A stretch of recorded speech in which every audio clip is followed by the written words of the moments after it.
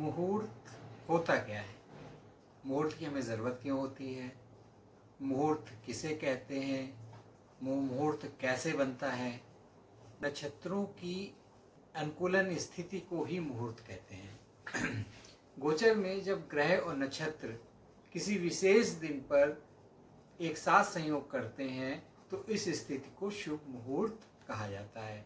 और शुभ मुहूर्त में कोई काम अगर शुरू किया जाए तो वह शीघ्र ही शुभ फल प्रदान करता है। कोई भी शुभ काम शुरू करने से पहले हमें शुभ मुहूर्त की आवश्यकता होती है और उस शुभ मुहूर्त में ही हम लोग अपना शुभ काम शुरू करते हैं। नमस्कार दोस्तों, मेरा नाम हर्षवर्धन है और आप देखना शुरू कर चुके हैं ज्योतिषी जानकारी से भरपूर कार्यक्रम फैक्ट्स ऑफ एस्ट्रोलॉजी। दोस्तों, मेरे पास मेरे बहुत सारे दर्शकों की क्वेरीज आ रही थी कि मुहूर्त होता क्या है, कौन कौन से शुभ मुहूर्त होते हैं और किस मुहूर्त में क्या काम करना चाहिए। इसी जानकारी को लेकर आज मैं हाजिर हुआ हूँ। मैं कार्यक्रम शुरू करूँ इससे पहले आप लोगों से एक निवेदन करना चाहूँगा कि हमारे जिन दर्शकों ने अभी तक ये कार्यक्रम सब्सक्राइब नहीं किया है वे इसे सब्सक्राइब अवश्य कर लें। साथ ही साथ बेल आइकन को भी प्रेस कर दें ताकि उन्हें हमारे आने वाले वीडियो की जानकारी तुरंत मिल जाए। और साथ ही साथ इस वीडियो को शेयर और लाइक भी करें। तो आइए दोस्तों, बात करते हैं सबसे पहले अभिजीत मुहूर्त की। कोई भी नया और शुभ काम, जिस काम से हमें चिरकाल के लिए लाभ लेना हो, ऐसे प्रत्येक कार्य को हमें अभिजीत मुहूर्त में शुरू करना चाहिए। अभिजीत मुहूर्त श्री हरि विष्णु को अति प्रिय है। अभिजीत मुहूर्त दिन के लगभग ठीक मध्य में होता है। लगभग 1 घंटे का समय, 1 घंटे क्या लगभग 50-52 मिनट का समय होता है दिन के ठीक मध्य भाग में। कोई भी शुभ काम इस समय हम शुरू कर सकते हैं। कोई भी पूजा पाठ शुरुआत करनी हो, कोई भी बिजनेस शुरू करना हो या कोई और अन्य महत्वपूर्ण काम शुरू करना हो तो इस समय में हम शुरू कर सकते हैं। ये अभिजीत मुहूर्त अपने आप में एक सिद्ध मुहूर्त है। मुहूर्त है सर्वार्ध सिद्धि योग। सर्वार्ध सिद्धि योग एक अत्यंत ही महत्वपूर्ण और शुभ योग है।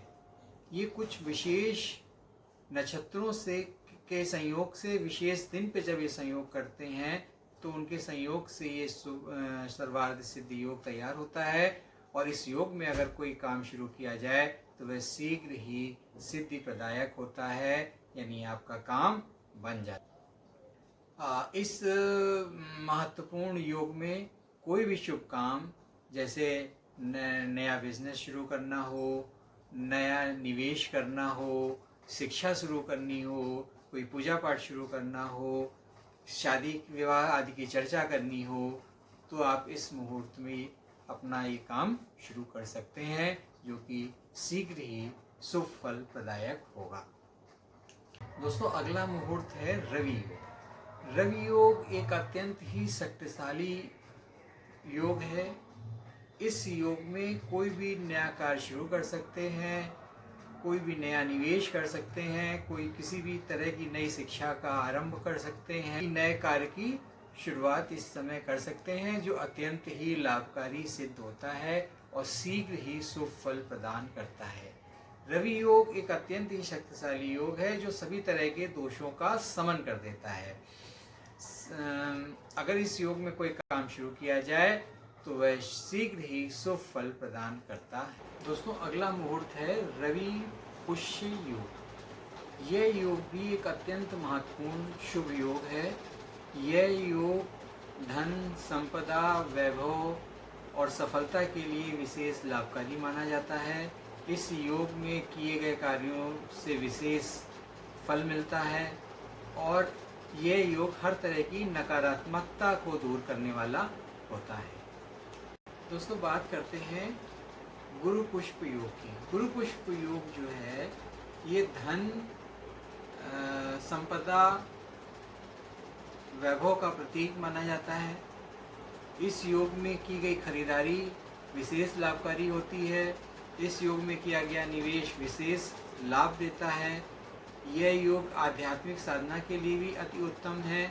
इस योग में साधना करने से आपको सिद्धियां अति शीघ्र प्राप्त हो जाती हैं और ख़रीदारी करने के लिए तो ये योग बहुत ही लाभकारी माना गया है। विशेषकर सोने की खरीदारी, ज्वेलरी की खरीदारी के लिए योग बहुत ही लाभकारी माना गया है। द्विपुष्कर योग, दोस्तों द्विपुष्कर योग भी एक अत्यंत शुभ योग है।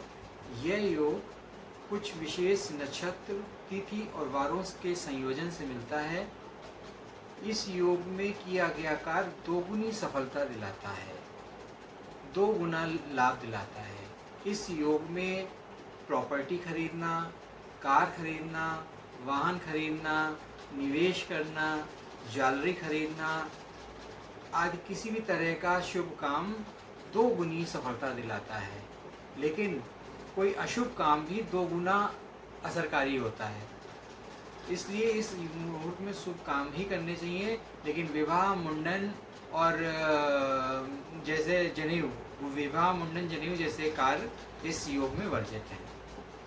दोस्तों अगला मुहूर्त है त्रिपुष्कर योग। त्रिपुष्कर योग भी द्विपुष्कर योग की ही तरह है।